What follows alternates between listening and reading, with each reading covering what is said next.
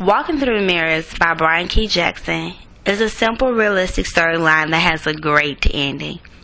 Jeremy Bishop is an accomplished photographer with his own studio, making a name for himself in New York, having grown up in Elsewhere, Louisiana. He lost his mother during childbirth, was estranged from his father, Christopher, and raised by his paternal grandmother, Mama B, and her daughter, Jess.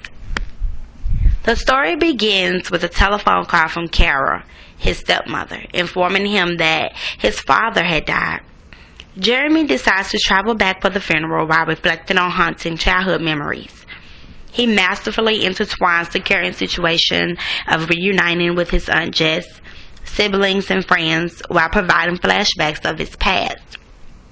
You can easily recognize the flashbacks because the text format changes to italic. His childhood was filled with love for Mama B and Aunt Jess, but a void remained from the dysfunctional relationship with his father. He longed for the attention and the affection that only a man can provide a child. In his father's absence, he gained some of the love from one of their tenants and his friends' fathers. Most of the characters are people you can relate to, like noisy neighbors, snotty relatives who display the facade of having more than they do, only acquaintances that want to relive the good old days, and precious friends that help to mold us into who we become. During the wake, Jeremy meets his real grandfather. Aunt Jess later fills in the blanks of the strange meeting. She explained that Mama B had an affair and became pregnant with Christopher, but her husband did not divorce her or want a scandal to arise due to her infidelity, so he paid the man to leave town. He agreed to raise the child, but was void of any love and affection for him. Slowly, Jeremy began to realize that his father never had a fatherly role model, so he did not know how to treat him, and that the death of his first wife was devastating. Even though he remarried and had 2 children, Jason and Jessica, he could not undo his past wrongs against Jeremy, even though he tried on numerous occasions. He visited his first wife's grave every Sunday and placed fresh flowers and saved mementos like school pictures.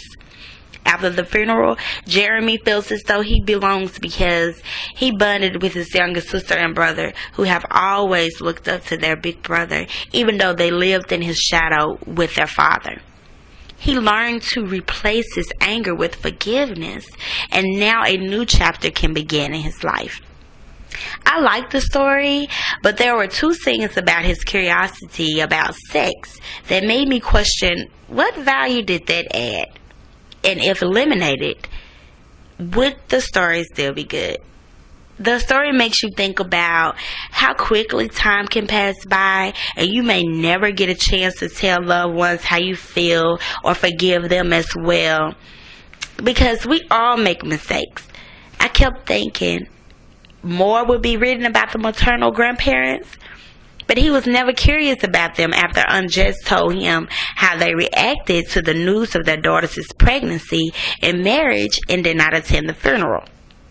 I'm interested in reading other books by Brian Keith Jackson in the future.